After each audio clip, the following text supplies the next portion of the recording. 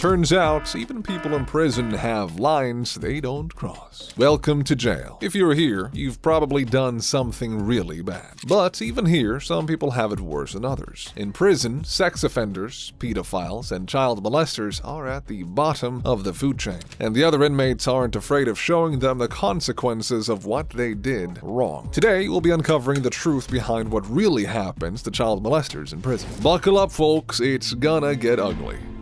The case of Steven Sandison. Before we get into it, we'd like to put out a trigger warning. This video is going to be dealing with sensitive subject matters. But if you're coming along for the ride, let's go back to 2015 to the cell of Steven Sandison. Sandison had been in prison since 1991. When the following incident happened, he was 51 years old. He'd already been in jail for over 2 decades now, and all things considered, life behind bars was pretty normal to him. Until, one day, he had to start sharing a cell with an ex-cop child molester. Not a good combination to be. According to Sandison's confession, Theodore Dyer was a man who did not regret his actions. He was trying to justify why he did it, and I told him to keep quiet, Sandison said. It wasn't his first instinct to kill the prisoner at first. In fact, Sandison wanted to take the peaceful route and stay as far away from the other criminal as possible. In the morning, Sandison was going to find a new cell for himself, but Dyer just couldn't stop bragging about what he did to the 9-year-old. According to Sandison, even after he warned Theodore about it, he wouldn't stop. He continued to justify it, Sandison said, and that was the last straw before Sandison snapped. Even though his opponent was bigger and more physically imposing than he was, the jailbird was seeing red. In a flash, he had a cord tied around Dyer's neck. The child molester would soon be dead. Did Sandison do the right thing? The public seems to have mixed opinions. While some people called him a hypocrite and a madman, others called him a hero. Sandison only had one thing to say about it. I know God is the only judge we have. I just set the appointment up. But the world is chock full of events like this. Sandison isn't the only one disgusted by child molesters. In fact, these monsters are treated even worse than ex-cops, and even worse than the police informers. That's right, they're even below these snitches. The situation for child molesters has been described as a living hell. But is this brand of justice really what these criminals deserve? Let's explore it a little more deeply, and you can decide for yourself. The bottom of the prison food chain.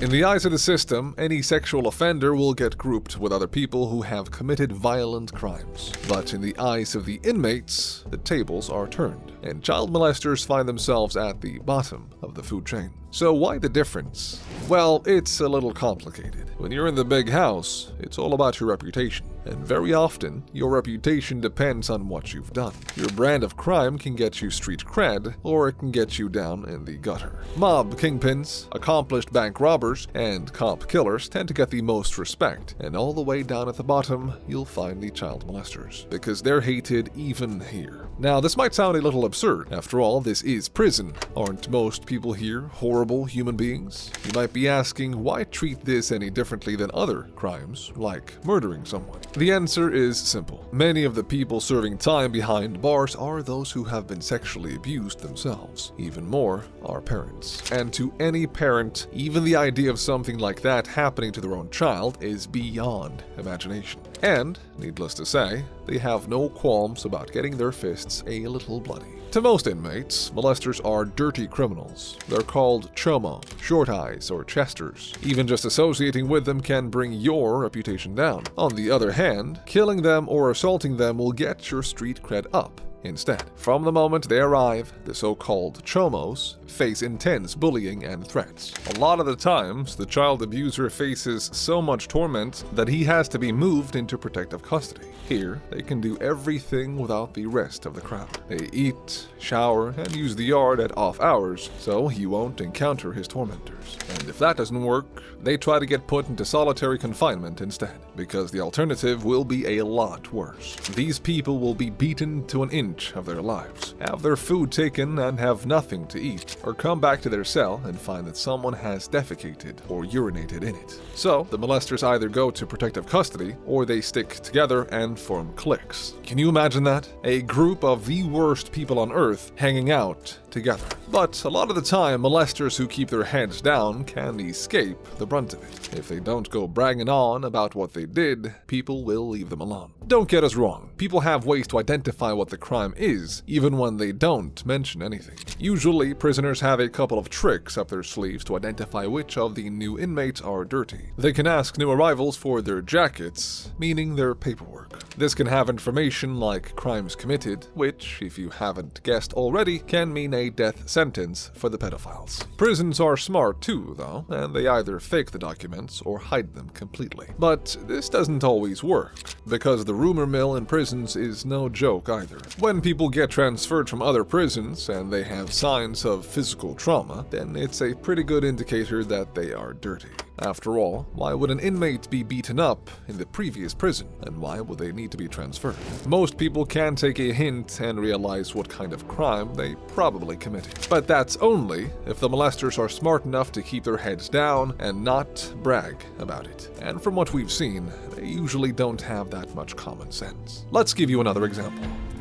Jonathan Watson's rage. Watson was committed to the California State Prison on counts of murder, and he had to share a cell with not only one, but two pedophiles. David Bob, 48, and Graham DeLewis Conti were also facing life sentences in prison, but the two felt no guilt over what they had done. According to Watson, they would even brag about what they did, as if they couldn't get any more monstrous. And Jonathan's patience was thinning very fast. I could not sleep, having not done what every instinct told me what I should have done. He said his own morality would not allow him to sit by and do nothing, while the other two men lived on as if nothing had happened. He was trying to be on his best behavior, though, and even went as far as talking to the prison counselor about it, who he told that he might become violent soon. But the counselor ignored his warnings, and things finally came to a head when the two pedophiles decided to taunt Jonathan. Allegedly, one of them started playing children's cartoons on PBS Kids, and when one of his friends commented on it, basically saying, "Is this guy for real?" Jonathan finally ran out of patience. He grabbed a fellow inmate's cane and started bludgeoning the first pedophile with it. When he was going to the guard to turn himself in, he came across the second of his two victims. "I figured I'd do everyone a favor," Watson later said. Bob died the same day due to his injuries, and Louis Conti would follow him 3 days later. And he's not the only one who this happened to. There are plenty of other molesters who fail to keep a low profile and face the consequences for it. The rest. If you want an example of a murder so brutal it'll shock you to its core, then this one might just do the thing for you. Because in Moreland Prison, a man was literally tortured. According to what a witness told Vice, the other inmate cut their chest open and used a knife on his face before stabbing it into his genitals. The blood from the incident took over an hour to clean. Yikes. There are also other recorded examples, like Clinton Simpson, a preacher who was accused by over a dozen children in 2007. This man was the scum of the earth, and clearly, people around him knew that as well. He had been looking for another opportunity to stand trial in 2018, but his fellow cellmate could not let that happen. He was killed before he had another shot at getting out, and the cause of death was found to be blunt force trauma to the head. And sometimes, the deaths of these child molesters are set up by the officers themselves. When Shane Goldsby was forced to share a cell with a sex offender named Robert Munger in Washington. Unfortunately for Munger, he was a loudmouth, and that would end his life pretty quickly. Because not only did he tell Goldsby about his long list of crimes, including the sexual assault of a child and molestation of 3 others, but also told Goldsby the story of his own younger sister. Goldsby would not let him get any further, and hit him in the face about 14 times. That wasn't enough for him though,